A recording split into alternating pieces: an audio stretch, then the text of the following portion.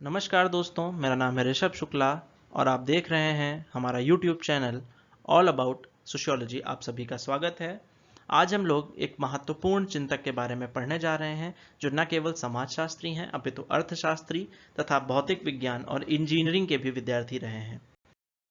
लोग पढ़ेंगे Vilfredo Pareto के बारे में। विल्फ्रेडो पेरेटो का नाम समाजशास्त्र में बहुत ही सम्मान के साथ लिया जाता है। विल्फ्रेडो पेरेटो का जन्म 15 जुलाई 1848 को पेरिस में हुआ था। पेरेटो ने बचपन से ही गणित और भौतिक शास्त्र का गहन अध्ययन किया। आपकी प्रारंभिक शिक्षा दीक्षा पेरिस में ही हुई थी। आपने भौतिक शास्त्र तथा गणित शास्त्र का विशेष अध्ययन किया क्योंकि आपके जीवन का उद्देश्य एक इंजीनियर बनना था। आपने शायद स्वप्न में भी कभी न यह सोचा होगा कि आप एक समाजशास्त्री के तौर पर भी विख्यात हो जाएंगे। शिक्षा समाप्त करने के बाद पेरेटो ने कुछ वर्ष तक इटालियन रेलवे में इंजीनियर के पद पर भी काम किया। इंजीनियर के पद पर काम करते हुए ही चूंकि आपको देश विदेश की कई यात्राएं करने का अवसर प्राप्त हुआ, जिस वजह से आप बड़े बड़े विद्वानों के संपर्क में आए और आपकी रुचि अर्थशास्त्र, दर्शन शास्त्र और सामाजिक विज्ञानों की तरफ भी बढ़ने लगी। आपने अल्प समय में ही कॉम्ट, स्पेंसर, डार्विन आदि की कृतियों को पढ़ डाला। आप यहाँ तक इंजीनियर का पद संभालते हुए साथ ही साथ आपने एक लेखन कार्य भी आरंभ किया और जिसमें कि आपने सामाजिक मुद्दों पर लेख लिखना प्रारंभ कर दिया। आप समाज की विभिन्न समस्याओं के संबंध में पत्रिकाओं में लेख लिखा करते थे, जिसमें कि मजदूरों के वेतन, सरकारी अधिकार, स्वतंत्र व्यापार आदि मुद्दे शामिल थे। इटालियन सरकार को आपका क्रांतिकारी लेखन बिल्कुल पसंद नहीं आया, जिस वजह से इटालियन सरकार ने कई बार आपको चेतावनी भी दी, लेकिन आपने अपना लेखन कार्य जारी रखा। स्विट्जरलैंड के लॉसेन विश्वविद्यालय में प्रोफेसर वाल्टर के असमय तबियत खराब हो जाने के कारण आपको वहां पर अर्थशास्त्र का प्रोफेसर का पद नियुक्त किया गया। आपने अर्थशास्त्र और समाजशास्त्र दोनों में ही अध्यापन कार्य प्रारंभ किया। आपका मानना था कि किसी घटना को सामाजिक पक्ष के बिना और किसी आर्थिक घटना को सामाजिक पक्ष के बिना अध्ययन नहीं किया जा सकता। 1909 में आपको हृदय संबंधी और गंभीर बीमारी के चलते इस्तीफा देना पड़ा। आपका देहांत 1923 में जेनेवा में हुआ था। विल्फ्रेडो पेरेटो की कुछ प्रमुख पुस्तकें, जिसमें कि sociological writings, the other Pareto और द माइंड एंड सोसाइटी कुछ प्रमुख पुस्तकें हैं। माइंड एंड सोसाइटी 4 वॉल्यूम में प्रकाशित हुई, जिसको कि बाद में ट्रिटीज ऑन जनरल सोशियोलॉजी के नाम से अंग्रेजी भाषा में भी अनुवाद किया गया था। माइंड एंड सोसाइटी में कुल 2612 पैराग्राफ थे और यह एक बहुत ही बड़ी पुस्तक मानी जाती है। पेरेटो एक ऐसे समाजशास्त्र का निर्माण करना चाहते थे जो कि प्राकृतिक विज्ञानों की तरह यथार्थ और वैज्ञानिक हो।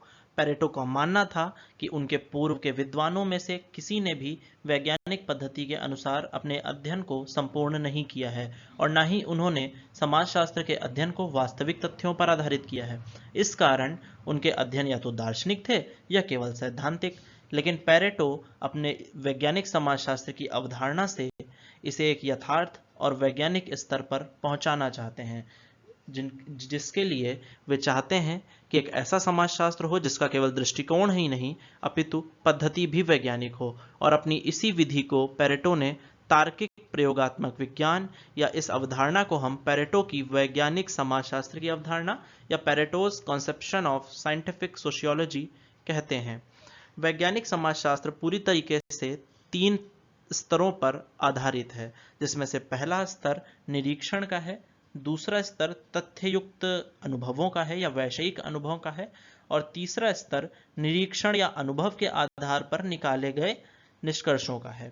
वैज्ञानिक समाजशास्त्र सामाजिक घटनाओं का अध्ययन अनुभवों के आधार पर करता है, उन्हें वास्तविक निरीक्षण तथा प्रयोग की कसौटी पर कसता है तथा इसके पश्चात अध्ययन की गई विभिन्न घटनाओं में जो तत्व एक समान होते हैं उन्हें खोज निकालता है और फिर इन समानताओं के आधार पर ही यह अनुमान लगाता है या फिर समाजशास्त्री नियमों का प्रतिपादन करता है।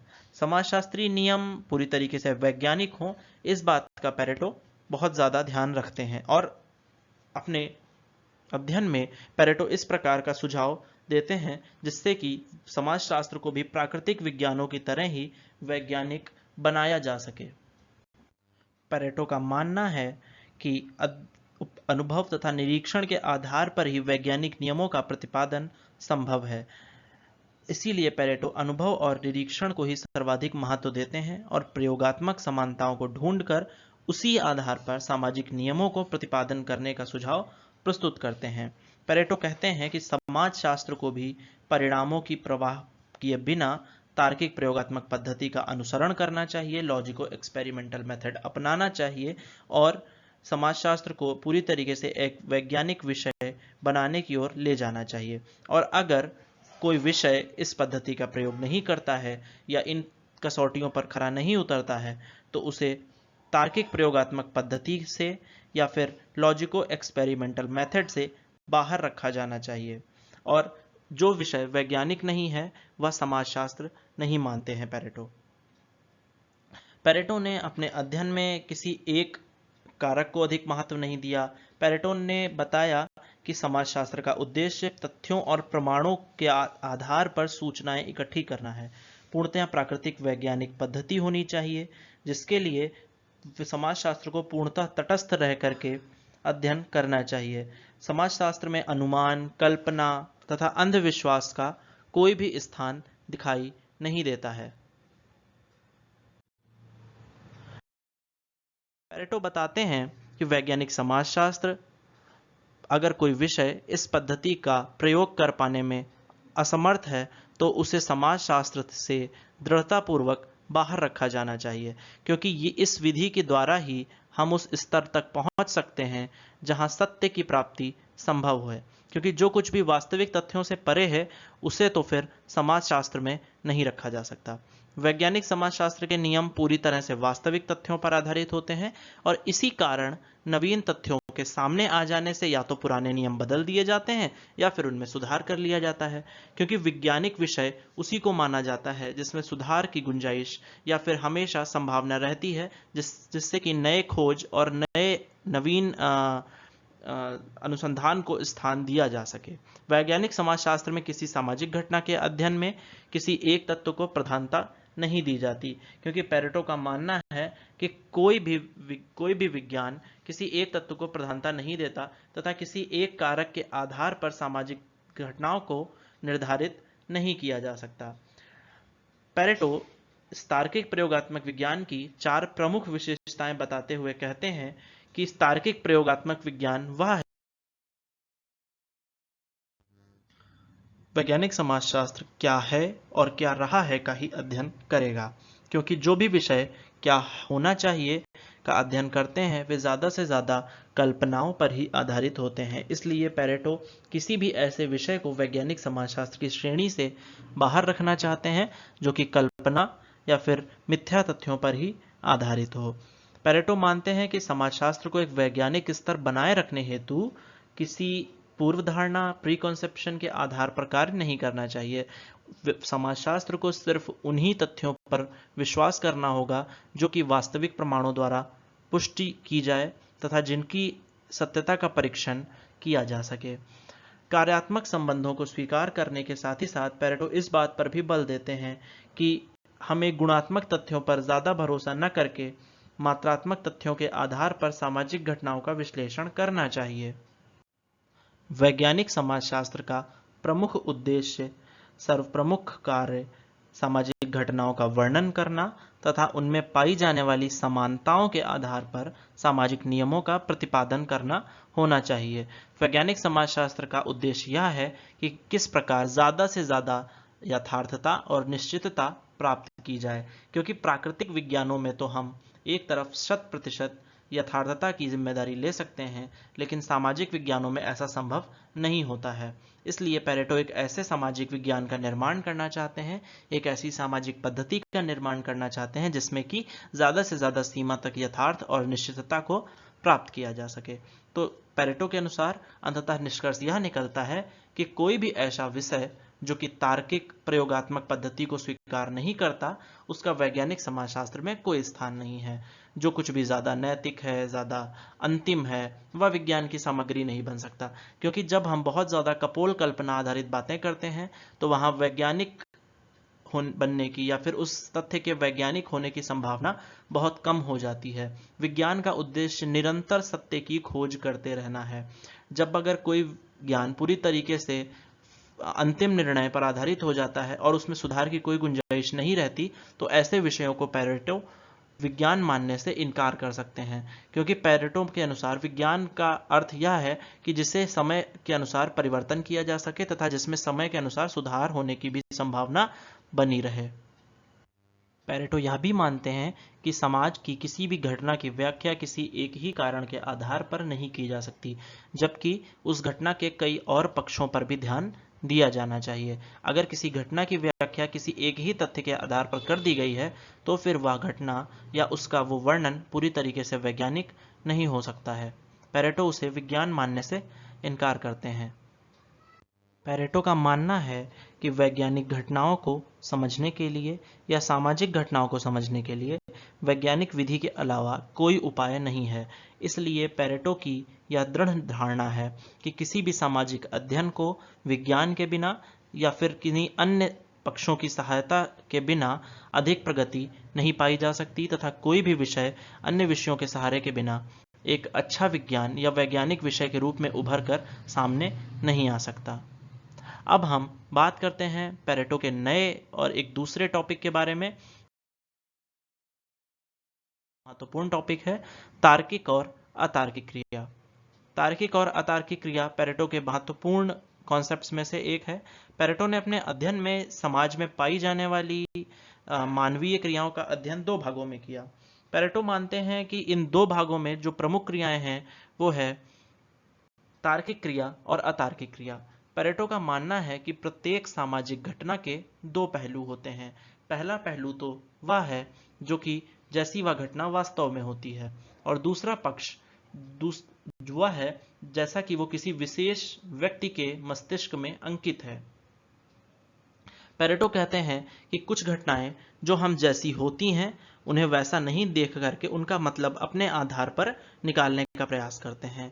तो इसमें पेरेटो पहली घटना को वस्तुनिष्ठ और दूसरी घटना को विषयनिष्ठ कहते हैं। इसके अलावा पेरेटो ने इस बात को और स्पष्ट करने के लिए बताया कि सामाजिक क्रिया और व्यक्तिगत क्रिया के दो पक्ष होते हैं, जिसमें से पहले पक्ष को पेरेटो लक्ष्य कहते हैं और दूसरे पक्ष को साधन। तार्किक और अतार्किक क्रियाओं को परिभाषित करते हुए पेरेटो कहते हैं कि तार्किक क्रियाएं वे हैं जो लक्ष्य तक पहुंचने के लिए ऐसे साधनों का प्रयोग करती हैं जो समाज द्वारा स्वीकृत होते हैं, तथा जिन साधनों को समाज स्वीकार करता है।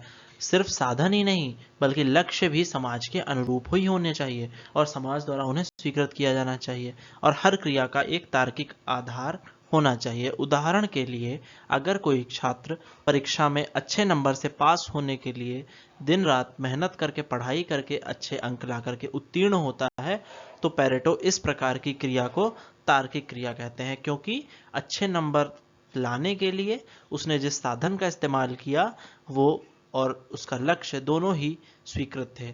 इसी परिस्थिति में एक दूसरी कंडीशन ये हो सकती है कि वो व्यक्ति नंबर तो बहुत अच्छे लाया, लेकिन उसने वो नंबर नकल से हासिल किए, तो वो अपने लक्ष्य तक तो पहुंचा, लेकिन क्या ये समाज द्वारा स्वीकृत रास्ता अपनाया उसने? नहीं। तो इस प्रकार पेरेटो कहते हैं कि तार्किक क्रिया सिर्फ साधन ही नहीं बल्कि तार्किक क्रिया तक पहुंचने के लिए जो लक्ष्य व्यक्ति को अपनाना है वह लक्ष्य भी पूरी तरीके से स्वीकृत होना चाहिए। इसके बाद पेरेटो अतार्किक क्रिया की बात करते हैं और बताते हैं कि अतार्किक क्रिया वह है जिसमें लक्ष्य और साधनों के मध्य कोई भी विवेक सम्मत आधार नहीं होता है।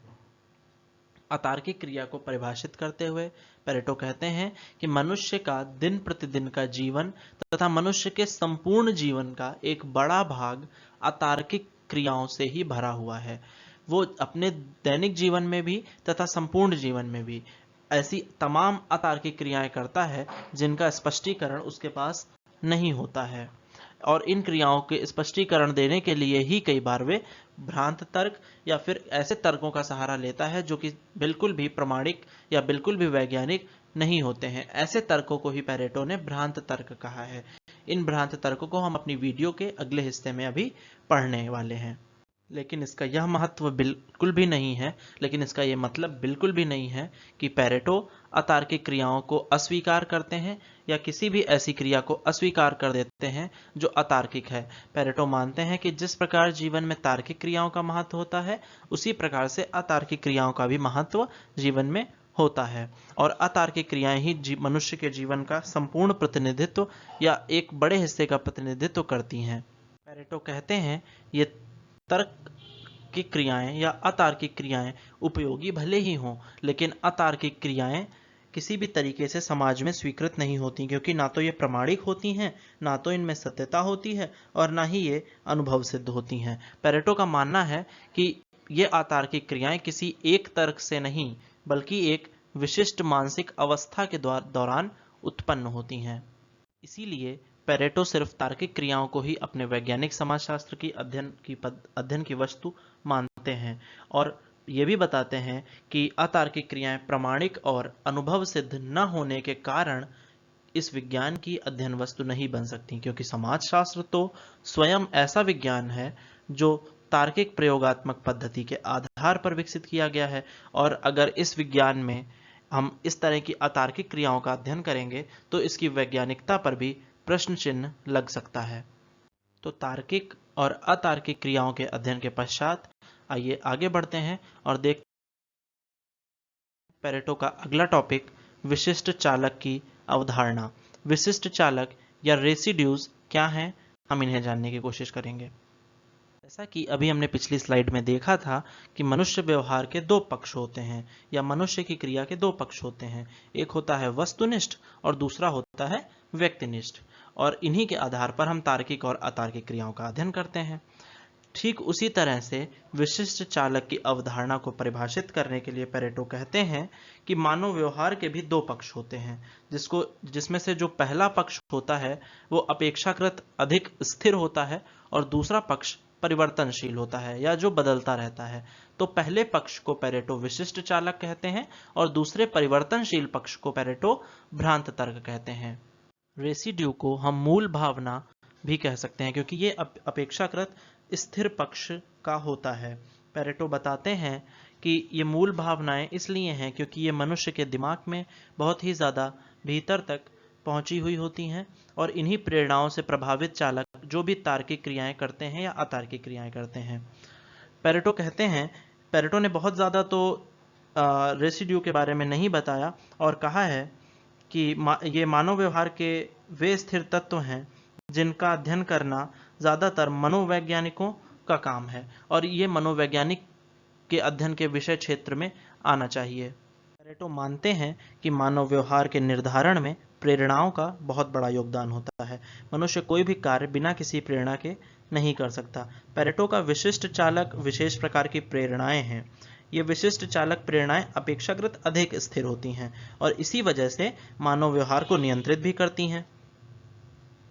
मानव व्यवहार को संचालित करने में इन विशिष्ट चालकों का बहुत अधिक योगदान होता है, और विशिष्ट चालक मूल प्रवृत्तियों और भावनाओं की अभिव्यक्ति होती हैं। अगर हम सरल शब्दों में कहें तो विशिष्ट चालकों को तीन विशेषताओं के आधार पर समझा जा सकता है। पहला, विशिष्ट चालक अपेक्षाकृत स्थिर होते हैं। दूसरा, विशिष्ट चालक मूल प्रवृत्ति या भावना नहीं होते, बल्कि इनकी अभिव्यक्ति होते हैं। तीसरा पॉइंट, विशिष्ट चालकों में तार्किक तत्व नहीं होते, और न ही तार्किक आधार पर इनकी व्याख्या की जा सकती है। वैसे तो पेरेटो ने लगभग 50 तरह के अवशिष्ट चालकों की चर्चा की है, लेकिन अगर हम इन्हें बांटना चाहें तो हम इन्हें 6 श्रेणियों में बांट सकते हैं, जो कि कुछ इस प्रकार हैं। पहला है सम्मिलन के अवशिष्ट चालक। दूसरा है समूह के स्थायित्व के विशिष्ट चालक। बाह्य क्रियाओं द्वारा भावनाओं की अभिव्यक्ति के विशिष्ट चालक। सामाजिकता से संबंधी विशिष्ट चालक, और व्यक्तित्व के संगठन के विशिष्ट चालक, काम संबंधी विशिष्ट चालक। अब हम इन सभी को एक एक करके डिस्कस करेंगे और एक एक करके इन्हें समझने का प्रयास करेंगे।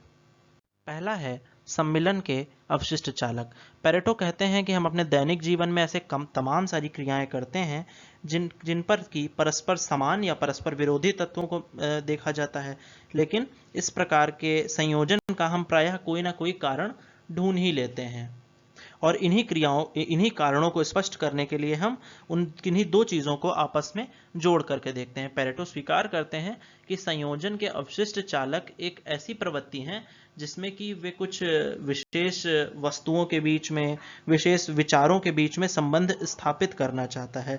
इस प्रकार के विशिष्ट चालक प्रभाव के कारण होने वाले परस्पर समान या विरोधी तत्वों या चीजों के मिलने के अच्छे उदाहरण होते हैं। उदाहरण के लिए मान लीजिए अगर हम स्वप्न में कोई अच्छी चीज देखते हैं तो इसका मतलब हम किसी अच्छी चीज से लगाते हैं। परस्पर हम यह भी देखते हैं कि अगर सपने में हमने तितली देखी तो इसका मतलब हमारे जीवन में सुख आने वाला है। और इसके विपरीत परस्पर विरोधी चीज़ों का हम इस तरीके से जोड़ते हैं, जैसे कि अगर हमने सपने में सोना देख लिया, गोल्ड देख लिया, तो हमें लगता है कि अरे ये तो आर्थिक हानि का द्योतक है। अगर हमने सपने में किसी मृत व्यक्ति को देख लिया तो हम देखते हैं कि अरे ये तो बहुत लंबी उम्र का सूचक है। तो अगर हम देखें तो इन संयोजन के अवशिष्ट चालक ए में और संयोजन के अवशिष्ट चालक बी में कोई विशेष कनेक्शन नहीं होता, लेकिन फिर भी हम उन्हें जोड़ करके देखते हैं और इसी वजह से पेरेटो इन चीज़ों को संयोजन के अवशिष्ट चालक कहते हैं और कहते हैं कि इन संयोजन के माध्यम से ही हम क्या करते हैं, इन्हें अलग अलग तरीके से जोड़ करके देखने का प्रयास करते हैं, जैसे कि जादू टोना या फिर शव यात्रा देखना, या जैसे कि स्वप्न में कोई सुंदर चीज़ देखना, या ऐसी कई सारी चीज़ें। जैसे कि मैंने बताया कि जैसे कुछ लोगों को लगता है कि अगर हमें किसी शत्रु को चोट पहुंचाना है तो उस शत्रु की मूर्ति पर अगर हम चोट पहुंचाएंगे तो यह चोट उनके शत्रु तक भी पहुंचेगी, और जहां जहां उस मूर्ति को या फिर उस गुड़िया को चोट लगेगी तो वहां पर उसके शत्रुओं को भी चोट लगेगी। इसी तरह से अगर हम देखें तो कुछ जनजातीय लोग वर्षा लाने के लिए आग जलाते हैं, खूब धुआं करते हैं, और उन्हें लगता है कि ये जो धुआं आसमान में जाएगा, चूंकि धुआं बादलों जैसा दिखता है, इसलिए ये वर्षा करवा देगा। तो देखा जाए इन दोनों तत्वों में तो कोई विशिष्ट संयोजन नहीं है, लेकिन फिर भी वो ऐसा मान करके चलते हैं। या एक और इसका बेहतर एग्जाम्पल हम ये देखते हैं कि किसी एक जनजाति में जब बादल नहीं आते या फिर वर्षा नहीं होती तो वहां से बड़े बड़े चट्टानों को नीचे गिराया जाता है, और उन चट्टानों के गिरने से जो ध्वनि पैदा होती है वो बादलों के गड़गड़ाने जैसी होती है। और लोगों की ऐसी मान्यता है कि ऐसा होने से ही उनके गांव में या फिर उनके समुदाय में वर्षा ऋतु का आगमन हो जाता है। तो देखते यहाँ पर हमने देखा कि यहाँ पर किन्हीं दो तथ्यों ए और बी में कोई विशेष समानता तो नहीं थी, लेकिन फिर भी हम उन्हें एक साथ जोड़ करके देखने का प्रयत्न कर रहे थे। दूसरे प्रकार के चालकों को पेरेटो सामूहिकता के स्थायित्व के चालक कहते हैं। पेरेटो का मानना है कि इन चालकों का उद्देश्य समाज में सामूहिकता को स्थायित्व देने से संबंधित होता है। पेरेटो कहते हैं ये वे प्रेरणाएं हैं जो मनुष्य के पारस्परिक संबंधों, मनुष्य एवं स्थानों के बीच के संबंधों, जीवित तथा मृत व्यक्तियों के बीच के संबंधों को स्थायित्व प्रदान करते हैं। ये विशिष्ट चालक मनुष्य की भावनाओं की अभिव्यक्ति होते हैं जो कि एक पीढ़ी से दूसरी पीढ़ी में स्थानांतरित होते हैं। उदाहरण के लिए अगर आप अपने मरे हुए संबंधियों को याद करते हैं और उनके समाधि स्थल पर जाकर के फूल चढ़ाते हैं तो कहीं ना कहीं आप ऐसा देखने को पाते हैं कि आप उनसे कनेक्टेड हैं और आप आज भी उनसे जुड़े हुए हैं। अपनी पुश्तैनी जमीन के प्रति आपका लगाव, अपने पारिवारिक संबंधियों के प्रति आपका लगाव, आपके पूर्वजों के प्रति आपका लगाव समूह के स्थायित्व के ही प्रदर्शन करता है। वो बताता है कि किस प्रकार से आप अपने पूर्वजों से, अपनी ज़मीन से, अपने देश से कितना ज़्यादा प्यार करते हैं और कितना ज़्यादा आप अपने मरे हुए संबंधियों को याद करते हैं। हम कई बार इतिहास के महापुरुषों से अपना संबंध बनाए रखने के लिए उनकी जयंतियां मनाते हैं, उनके जीवन से संबंधित स्थलों को देखने जाते हैं, या फिर समूह की स्थायित्व में इस श्रेणी में आने वाले विशिष्ट चालकों का महत्वपूर्ण हाथ होता है। और इस प्रकार के सभी संयोजन के सभी सामूहिकता के चालक समाज में सामूहिकता को बढ़ावा देते हैं। तीसरा और महत्वपूर्ण एक चालक जो है वो यह है कि बाह्य क्रियाओं द्वारा हम अपने भावनाओं की अभिव्यक्ति कैसे करते हैं। इस श्रेणी में पेरेटो बताते हैं कि वे अवशिष्ट चालक आते हैं जो व्यक्ति अपने संवेग बाह्य क्रियाओं के द्वारा अभिव्यक्त करता है। उदाहरण के लिए जब आप किसी अच्छे नाटक या फिर किसी नाटक को देखने जाते हैं और अगर वो नाटक आपको पसंद आता है तो आप बहुत जोर से तालियां बजाते हैं, या अगर वो नाटक आपको पसंद नहीं आता तो आप उस पर, आपने ऐसा देखा होगा कि लोग उस पर अंडे टमाटर फेंकना या फिर उसके लिए थंब नीचे करना इस कई तरीके के प्रतीक दिखाना, जिससे कि ये शो होता है कि हमें आपका नाटक या हमें आपकी ये पूरी जो प्रक्रिया है ये पसंद नहीं आई। तो इस प्रकार से कई बार हम क्या करते हैं, अपनी बाह्य क्रियाओं के माध्यम से अपनी भावनाओं को प्रदर्शित करते हैं। उदाहरण के लिए जैसे जब हम कोई राष्ट्रगीत सुनते हैं, कोई राष्ट्रीय गीत सुनते हैं, तो हमारे मन में हमारे आंखें आंसू से भर आती हैं। तो ये बाह्य क्रियाओं के माध्यम से या हम अपनी भावनाओं के माध्यम से जो अभिव्यक्त करते हैं, पैरेटो इसे बाह्य क्रियाओं के अवशिष्ट चालक कहते हैं। जैसे कि कोई कार्यक्रम पसंद ना आने पर आप बीच में से ही उठ करके चले जाते हैं, या ऐसे विभिन्न प्रकार की क्रियाएं हैं, जैसे कि ईश्वर के प्रति अपनी धार्मिक आस्थाओं को प्रकट करना भी एक तरह से इसी अवशिष्ट चालक की श्रेणी में आता है।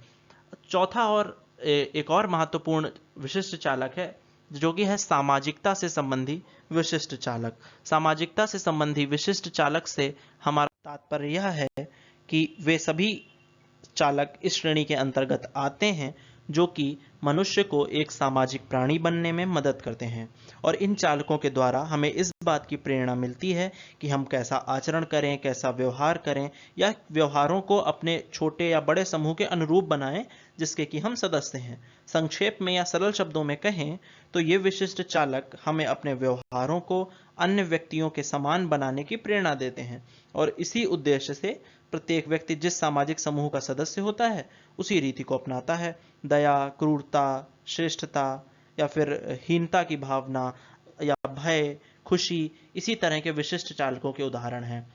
क्रूरता, अब लेकिन यहाँ पर प्रश्न तो यह है कि किस प्रकार क्रूरता एक सामाजिकता उत्पन्न कर सकती है। लेकिन हम यहाँ पर यह देखते हैं कि जब कोई व्यक्ति अपने समूह के व्यवहार में एक रूपता उत्पन्न करने का प्रयत्न करता है या एक समान व्यवहार करता है और उस प्रयत्न में कोई बाधा उत्पन्न होती है, तो स्वभावतः या ऑटोमेटिक ही वह क्रूर हो जाता है।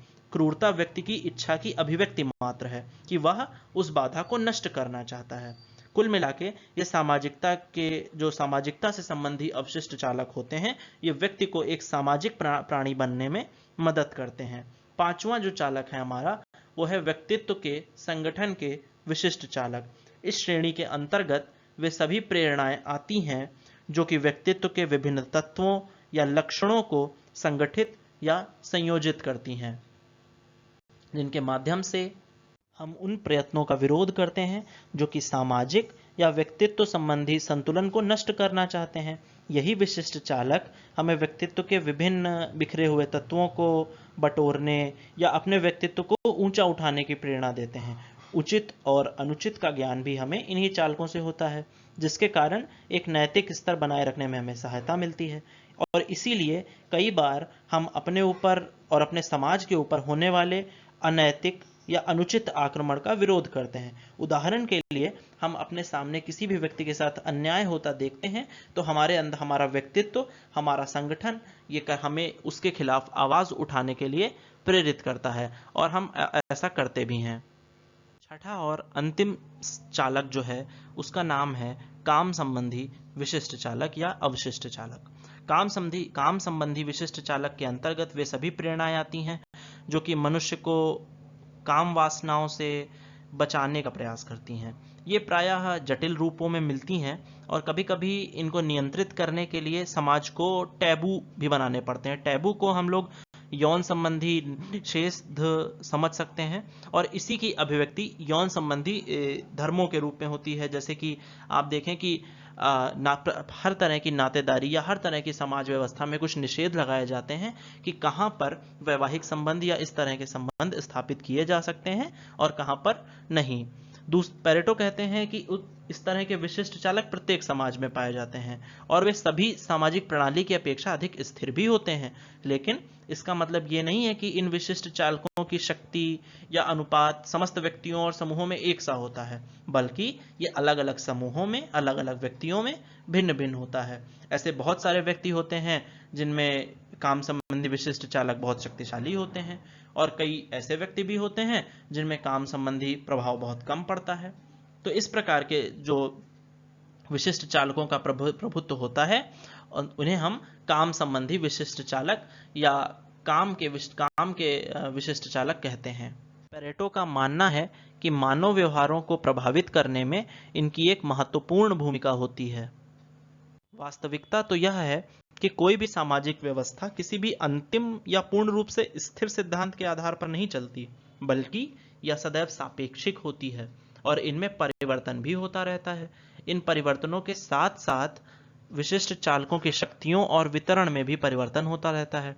इस प्रकार पेरेटो के अनुसार विशिष्ट विचार, समय, कारक और सामाजिक परिस्थितियों से संबंधित हैं और इनमें परिवर्तन के साथ साथ ये स्वयं भी परिवर्तित होते रहते हैं।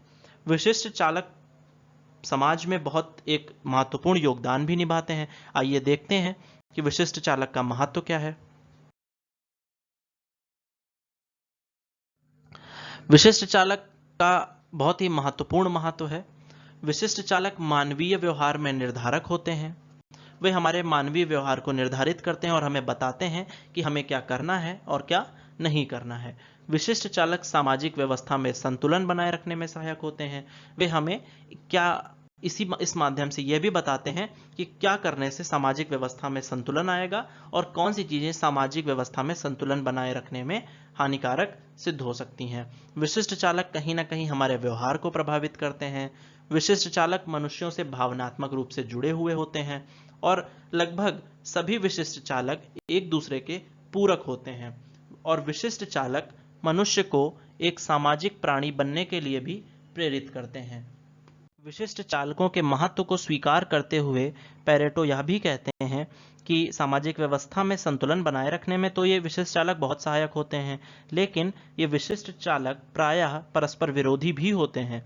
साथ ही साथ इनका कोई तार्किक आधार भी नहीं होता। इसी कारण इन विशिष्ट चालकों को अतार्किक या अतर्क संगत तत्व मान लेना ही उचित होगा।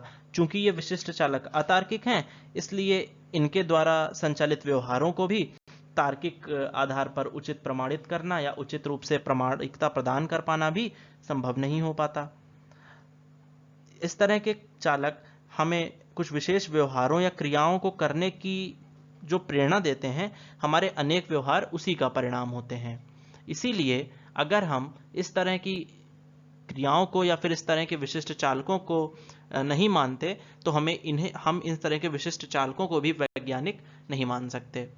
विशिष्ट चालकों के महत्व को जानने के बाद आइए पेरेटो के दूसरे टॉपिक की तरफ बढ़ते हैं, जो कि है भ्रांत तर्क की अवधारणा या कॉन्सेप्ट ऑफ डेरिवेशंस। भ्रांत तर्क की अवधारणा को हम कुछ इस तरीके से समझ सकते हैं कि मनुष्य, देखा जाए तो मनुष्य एक सामाजिक प्राणी है और वो दिन भर में ऐसी कई सारी क्रियाएं करता है और जो कि किसी के हिसाब से उचित हैं या फिर किसी के हिसाब से अनुचित, लेकिन ये हो सकता है कि दूसरे लोग उस कार्य को उचित ना माने। तो ऐसी अवस्था में कई बार क्या होता है कि व्यक्ति को अपनी प्रकृति, अपनी क्रिया या फिर अपनी आदत को जस्टिफाई करने के लिए, अपनी आदत को प्रमाणित करने के लिए कुछ युक्तियां देनी पड़ती हैं, कुछ सफाइयां देनी पड़ती हैं और कई बार वो युक्तियां या सफाइयां गलत होती हैं और इन्हीं सफाइयों को पेरेटो ने भ्रांत तर्क कहा है। पेरेटो ने कहा कि जो भी चीजें मनुष्य अपनी गलत बात या फिर अपनी बात को प्रमाणित करने के लिए जो तथ्य देता है, जो कि वैज्ञानिक नहीं होते, उन्हें पेरेटो ने भ्रांत तर्क माना है। मनुष्य को जब कभी अपनी क्रियाओं के औचित्य को प्रमाणित करने के लिए अपनी प्रकृति, परिस्थितियों और आदर्शों के अनुसार अनेक युक्तियां या सफाइयां पेश करनी पड़ती हैं। इन्हीं को पेरेटो ने भ्रांत तर्क कहा है। पेरेटो के अनुसार भ्रांत तर्क किसी भी अतार्किक क्रिया के उपलक्ष्य में दिए जाने वाले वो तर्क हैं जो कि पूरी तरीके से काल्पनिक या फिर पूरी तरीके से अवैज्ञानिक होते हैं। उदाहरण के लिए कई बार हम को भी प्रमाणित कर देते हैं जो कि पूरी तरीके से वैज्ञानिक नहीं भी होती हैं। भ्रांत तर्क के पेरेटो ने प्रमुख 4 वर्ग बताए हैं, जिसमें कि पहला वर्ग घोषणाओं का है, दूसरा अधिकार, तीसरा है भावना या सिद्धांतों से अनुरूपता और चौथा है मौखिक प्रमाण। घोषणा के वर्ग में वे भ्रांत तर्क आते हैं जिन्हें पेरेटो कहते हैं कि जो विज्ञान की भांति अनुभव और तथ्यों पर आधारित नहीं होते, लेकिन फिर भी कई बार हम अपनी गलत बातों के लिए इस तरह से पुष्टि देते हैं कि वो सही मालूम देने लगती हैं। जैसे कि उदाहरण के लिए आप देखें, अगर आप कुछ गलत बात भी बोलते हैं लेकिन आप बहुत जल्दी लाउडर होकर के बोल जाते हैं, बहुत ही ज़्यादा तेज बोल जाते हैं, तो आप सामने वाला व्यक्ति उस पर विश्वास कर लेता है और उसे लगता है कि हाँ हाँ सही ही बोला होगा। छोटे बच्चे जब आपको टेबल सुनाते हैं तो वो बहुत ही जल्दी स्पीड में सुनाते हैं और उन्हें लगता है कि अगर मैं बहुत जल्दी टेबल सुनाऊंगा तो मैं सही सुनाऊंगा, और आप भी कई बार उन्हें सही मान लेते हैं। इस प्रकार की घोषणाओं या फिर इस तरह के घोषणा पत्र जिनमें कि सहज ही विश्वास उत्पन्न हो जाता है, उन्हें हम घोषणाओं के आधार पर दिए गए भ्रांत तर्क कहते हैं। जब कभी ऐसी घोषणाओं में तथ्यों के साथ भावनाओं का मेल हो जाता है तो उसका प्रभाव लोगों के मस्तिष्क पर पड़ना तो भाई स्वाभाविक ही है, और घोषणा का प्रभाव इस बात पर निर्भर है कि उसे कितनी बार दोहराया जाए। बिल्कुल ही झूठ कथन भी अगर आप बार बार बोलने लगे तो वो सच हो जाता है। आपने सुना भी होगा कि अगर आप एक झूठ को 100 बार बोलें तो वो झूठ सच बन जाता है।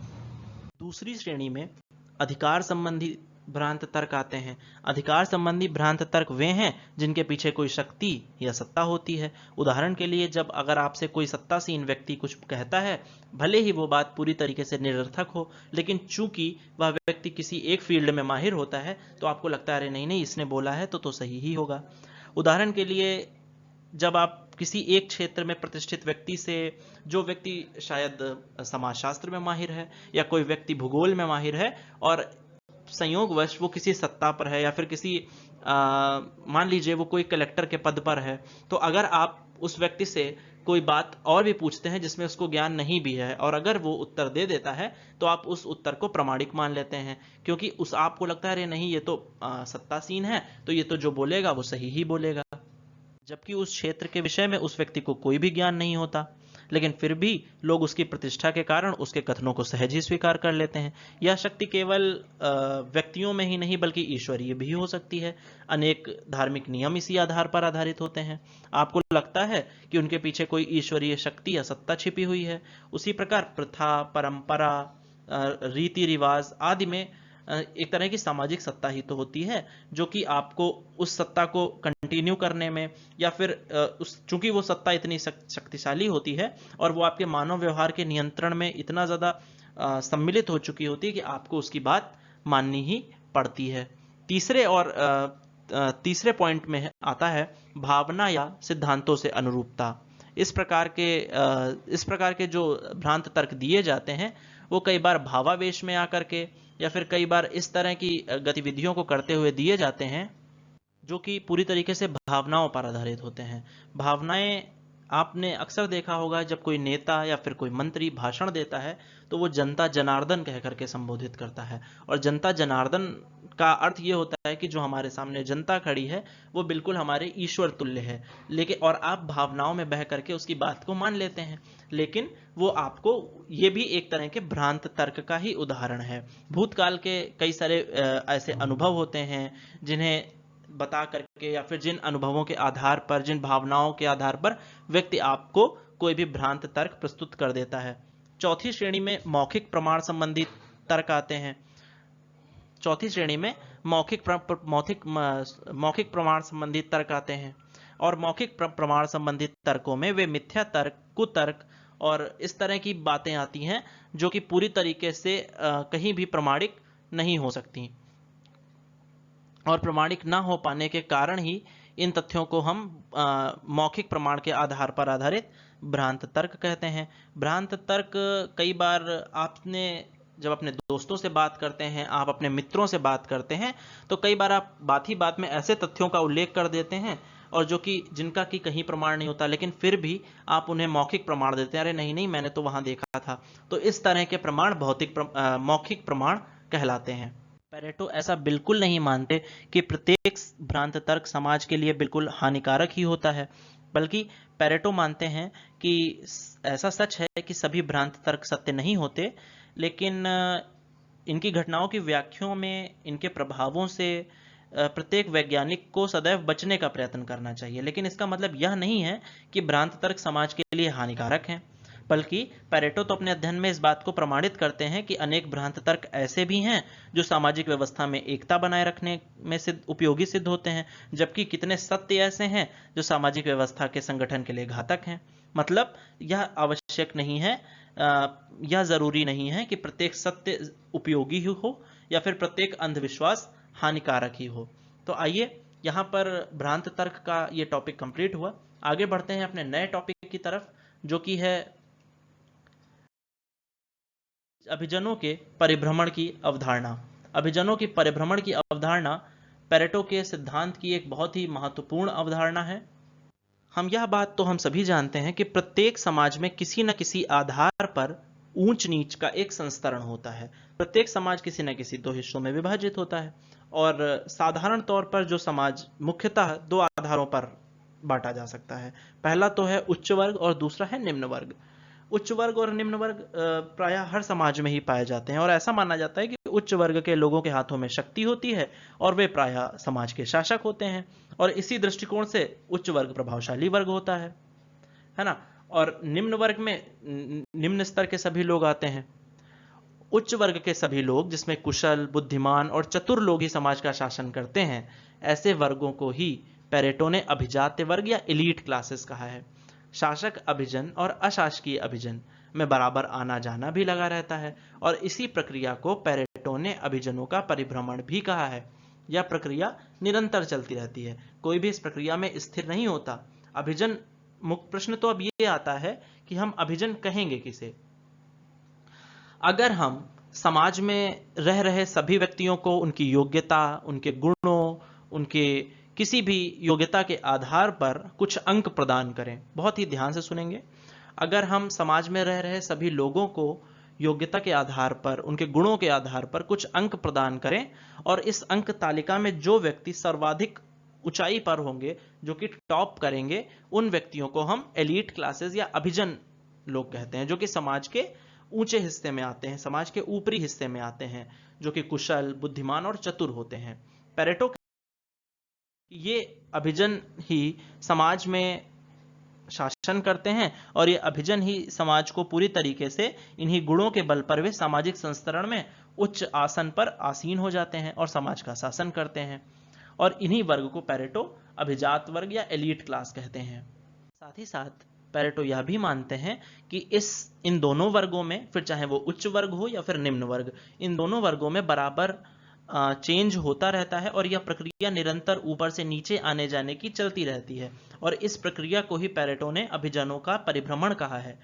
दूसरे शब्दों में सामाजिक संस्तरण की एक प्रमुख विशेषता यह होती है कि कोई भी वर्ग, खासकर अभिजन वर्ग, अधिक स्थिर नहीं होता। अपने जीवन में असफलता या सफलता के अनुसार निम्न वर्ग के व्यक्ति भी उच्च वर्ग में जा सकते हैं और उच्च वर्ग के व्यक्ति निम्न वर्ग में आ सकते हैं। और साथ ही साथ ये बात भी ध्यान रखने जरूरी है कि इस परिभ्रमण की गति प्रत्येक समाज में एक सी नहीं होती, परंतु परिभ्रमण की प्रक्रिया प्रत्येक समाज में होती है। मान लीजिए किसी एक समाज में परिभ्रमण की गति तो अलग अलग हो सकती है, लेकिन वहां पर परिभ्रमण ना हो, ऐसा संभव नहीं है। कुल मिलाके ये कहने का मतलब कि अभिजातों के परिभ्रमण की गति तथा तीव्रता एक समाज से दूसरे समाज तथा एक समय से दूसरे समय के अनुसार परिवर्तित होती रहती है, लेकिन हर समय, हर समाज, हर जगह होती जरूर है। पेरेटो ने इस अभिजनों के परिभ्रमण की कुछ प्रमुख 3 कारण बताए हैं, जिसमें से उन्होंने पहला कारण यह बताया कि कोई भी वर्ग पूरी तरीके से बंद नहीं होता, पूरी तरीके से बंद नहीं होता, जिस कारण से लोगों का उसमें आना और जाना लगा रहता है। अभिजन वर्ग में जो लोग होते हैं उनके पास अथाह शक्ति होती है और उस शक्ति का कई बार वो दुरुपयोग करते हैं, जिसके कारण वो शक्ति उन्हें भ्रष्ट बना देती है, जिसके कारण उनका नैतिक पतन होना प्रारंभ हो जाता है और उस नैतिक पतन के कारण ही जनता उन्हें धीरे धीरे पसंद करना कम कर देती है और वो लोग नीचे आ जाते हैं। साथ ही इसी के साथ नीचे वर्ग में भी कुछ लोग बुद्धिमान होते हैं, जो निरंतर ऊपर बढ़ने के लिए प्रयत्नशील रहते हैं और अपने गुणों के आधार पर, अपनी योग्यता के आधार पर ऊपर वाले वर्ग में चले जाते हैं। तो नीचे वाले वर्ग के लोग ऊपर वाले वर्ग में और ऊपर वाले वर्ग के लोग नीचे वाले वर्ग में आ जाते हैं और यह प्रक्रिया निरंतर चलती ही रहती है। यह अभिजनों के परिभ्रमण की जो अवधारणा है, पेरेटो कहते हैं कि अभिजात वर्ग या अभिजन वर्ग कहीं भी या बहुत ज्यादा समय तक स्थिर नहीं रहता, फलस्वरूप उनकी संख्या कम हो जाती है और एक नए अभिजात वर्ग का उदय हो जाता है। जो व्यक्ति नीचे होते हैं वो ऊपर पहुंच जाते हैं और जो ऊपर होते हैं वो अपनी हरकतों की वजह से नीचे आ जाते हैं। संक्षेप में हम कह सकते हैं कि अभिजन वर्ग समाज का शासन तो करते हैं, लेकिन अपनी कब्र भी स्वयं खोदते हैं। इसीलिए पेरेटो कहते हैं कि इतिहास कुलीन तंत्रों का कब्रिस्तान है। ये एक बहुत ही इंपॉर्टेंट उक्ति है जो कि अक्सर पूछ ली जाती है। मैं चाहूँगा आप लोग इसे एक बार अपने दिमाग में, वैसे तो सबको याद होगी, लेकिन एक बार अपने दिमाग में इसको बिठा लें। इतिहास कुलीन तंत्रों का कब्रिस्तान है, क्योंकि जो भी व्यक्ति समाज के ऊंचे हिस्से में होते हैं वो नीचे हिस्से में, और नीचे हिस्से के व्यक्ति ऊंचे हिस्से में आ ही जाते हैं। अगर हम भारतीय समाज में जाति व्यवस्था की बात करें तो भारतीय समाज में जाति व्यवस्था में भी कुछ ऐसा ही हाल हुआ है। ब्राह्मण जो कि ऊंचे स्तर में आते थे, या जो ऊंचे सबसे उत्तम उदाहरण, सबसे उत्तम जाति व्यवस्था में माने जाते थे, उनकी स्थिति दिन प्रतिदिन खराब होती गई। लेकिन जो व्यक्ति नीचे आते थे उन्होंने जो है अपने कर्म के अनुसार से अपने अपने स्थिति को सुदृढ़ बनाया, और वो धीरे धीरे समाज में एक अच्छी स्थिति पर पहुंच गए। और ये परिभ्रमण निरंतर चलता ही रहा। ब्राह्मण जो कि सर्वोच्च स्थान पर थे वो नीचे आ गए, और जो निम्न स्तर पर थे वो संस्कृतिकरण कर करके ऊपर चले गए। भारतीय समाज में जाति प्रथा इसका सर्वोत्तम उदाहरण है। अभिजनों के परिभ्रमण के साथ ही साथ एक और सिद्धांत है जो कि पेरेटो का बहुत ही महत्वपूर्ण है, और इस सिद्धांत से ही जुड़ा हुआ, जिसे कि हम पेरेटो के सामाजिक परिवर्तन का चक्रीय सिद्धांत कहते हैं। पेरेटो के अनुसार सामाजिक परिवर्तन एक स्वाभाविक, प्राकृतिक और एक नियमित प्रक्रिया है, और समाज में, क्योंकि वास्तव में समाज में एक चक्र में परिवर्तन होता है जो नीचे से ऊपर और ऊपर से नीचे बराबर जाते रहते हैं, और यह परिवर्तन एक चक्र की भांति होता है। इसीलिए हम इसे सामाजिक परिवर्तन का चक्रीय सिद्धांत कहते हैं, क्योंकि जो लोग नीचे होते हैं वो ऊपर आ जाते हैं, और जो लोग ऊपर होते हैं वो लोग नीचे आ जाते हैं। तो यह प्रक्रिया निरंतर ऐसे ही चलती रहती है, इसीलिए हम इसे सामाजिक परिवर्तन का चक्रीय सिद्धांत कहते हैं। बेसिकली समाज में दो वर्ग होते हैं, और इन दो वर्गों में बराबर ही चक्रीय गति के हिसाब से आना जाना लगा ही रहता है। और स्पष्ट रूप से इस चक्रीय गति को इस तरह समझाया जा सकता है कि जो वर्ग सामाजिक संरचना के ऊपरी भाग में होते हैं, कालांतर में वो भ्रष्ट हो जाते हैं और अपनी पद और प्रतिष्ठा से गिर जाते हैं। अर्थात अभिजन वर्ग अपने गुणों को खोकर या असफल होकर निम्न वर्ग में आ जाते हैं। तो वहीं दूसरी ओर उस खाली जगह को भरने के लिए निम्न वर्ग में जो बुद्धिमान, कुशल, चरित्रवान तथा योग्य व्यक्ति जो होते हैं वो उस खाली जगह को भरने का प्रयास करते हैं, और यह प्रक्रिया चक्रीय तरीके से चलती रहती है। इसी चक्रीय गति के कारण सामाजिक ढांचे में परिवर्तन आता है या सामाजिक परिवर्तन होता है। इसीलिए इसे चक्रीय गति का सिद्धांत या सामाजिक परिवर्तन का चक्रीय सिद्धांत कहा जाता है। ध्यान रहे कि चक्रीय गति या सामाजिक परिवर्तन की गति परिस्थितियों के अनुसार कभी कभी कम और कभी कभी अधिक हो सकती है, लेकिन ये हर समाज में होती जरूर है। सामाजिक परिवर्तन चक्र के प्रमुख 3 अंग हैं, जिसे कि हम राजनैतिक, आर्थिक और आदर्शात्मक के आधार पर बांट सकते हैं। राजनैतिक की जब हम बात करें और राजनैतिक सामाजिक परिवर्तन की जब हम बात करते हैं, तो राजनीतिक क्षेत्र में चक्रीय परिवर्तन तब होता है जब शासन सत्ता उन लोगों के हाथ में आ जाती है जो कि शक्तिशाली तो होते हैं लेकिन समय के साथ वो भ्रष्ट हो जाते हैं। पेरेटो ने शेर और लोमड़ी के उदाहरण के द्वारा इसे समझाया है। पेरेटो ने कहा कि जो लोग सत्तासीन होते हैं वे शेर होते हैं और लोमड़ियां उनके चारों तरफ चक्कर लगा रही होती हैं। शेर से, लेकिन वे समय के साथ साथ वे शेर अपने हरकतों से, अपनी कूटनीति के कारण या फिर अपने पथ से भ्रष्ट होकर के स्वयं को लोमड़ियों में बदल लेते हैं और लोमड़ियों की भांति ही काम करने लगते हैं। लेकिन निम्न वर्ग में भी तो लोमड़ियां होती हैं और वो सत्ता को अपने हाथ में लेने की फिराक में होती हैं, और अतः उन्हें एक ऐसा मौका मिल जाता है और जैसे ही वो शेर लोमड़ी की भांति कार्य करना प्रारंभ कर देता है, वैसे ही लोमड़ी तुरंत ही शेर बन करके उन स्थान पर पहुंच जाती है और सत्तासीन हो जाती है, और यह परिवर्तन निरंतर इसी प्रकार से चलता रहता है। दूसरा परिवर्तन आर्थिक होता है। आर्थिक क्षेत्र में आर्थिक संगठन और व्यवस्था में परिवर्तन का प्रश्न जहां तक है, तो पेरेटो बताते हैं कि आर्थिक क्षेत्र में 2 तरह के वर्ग आते हैं। जैसे कि राजनीतिक में उन्होंने शेर और लोमड़ी में बांटा, ठीक उसी तरह से आर्थिक में वो सट्टेबाज और निश्चित आय वाला वर्ग, जिसे कि वे स्पेक्यूलेटर और रेंटायर्स कहते हैं, है ना। स्पेक्यूलेटर्स और रेंटायर्स। स्पेक्यूलेटर्स और रेंटायर्स का मतलब ये होता है कि पहले वर्ग के जो लोग हैं, मतलब जो उनकी आय क्या होती है, बिल्कुल अनिश्चित होती है। सट्टेबाज जो होते हैं उनकी आय बिल्कुल अनिश्चित होती है, कभी कम तो कभी ज़्यादा। लेकिन जो भी इस वर्ग के लोग कमाते हैं वो अपनी बुद्धिमत्ता के बल पर ही कमाते हैं। इसके विपरीत जो दूसरे वर्ग के लोग होते हैं, उनकी आय लगभग निश्चित होती है, क्योंकि वह सट्टेबाजों की भांति अनुमान पर नहीं बल्कि मेहनत पर आधारित होती है। तो सट्टेबाजों में इस तरह की निश्चित आय वर्ग वाले समूह में प्रमुखता पाई जाती है। इसी कारण पहले वर्ग के लोग आविष्कर्ता, नेता या व्यवसायी होते हैं। यह वर्ग अपने आर्थिक हित या अन्य प्रकार की शक्ति से चालाकी और भ्रष्टाचार का शिकार हो जाता है भाई, जिसके कारण उसका पतन होता है और दूसरा वर्ग उसका स्थान लेता है। तो इसमें ये रेंटायर और स्पेक्यूलेटर्स के बीच में भी हमेशा एक सामाजिक परिवर्तन का जो चक्र है वो चलता रहता है, और कि किराए जो सट्टेबाज हैं वो निश्चित आय वालों का स्थान ले लेते हैं और निश्चित आय वाले सट्टेबाजों का स्थान ले लेते हैं। इसे ही हम आर्थिक सामाजिक परिवर्तन कहते हैं। ठीक इसी तरह से तीसरा भी, आदर्शात्मक क्षेत्र में अविश्वास और विश्वास का चक्र चलता रहता है। कई बार ऐसा होता है जब समाज में विश्वासवादियों का प्रभुत्व होता है, लेकिन वे लोग बहुत ज़्यादा रूढ़िवादी होते हैं, जिस कारण उन लोगों का पतन हो जाता है और दूसरे वर्ग के लोग उनका स्थान ले लेते हैं। तो ये प्रक्रिया सामाजिक परिवर्तन की निरंतर चलती रहती है। अगर सामाजिक परिवर्तन की प्रक्रिया रुक जाएगी तो समाज में विकास होना भी बंद हो जाएगा। पेरेटो। आज के लेक्चर में इतना ही। अगर आप सभी को ये वीडियो पसंद आई हो तो चैनल को लाइक ज़रूर करें।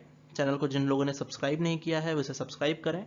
अपने दोस्तों तक भी वीडियो पहुंचाएं ताकि वो लोग भी इस वीडियो का लाभ ले सकें। और अगर आप चाहते हैं, अगर आपको लगता है कि चैनल कुछ अच्छा काम कर रहा है, तो आप ज्वाइन बटन के माध्यम से हमें सहयोग कर सकते हैं। आप सभी का बहुत बहुत धन्यवाद हमारे साथ जुड़ने के लिए। आपका समय शुभ हो।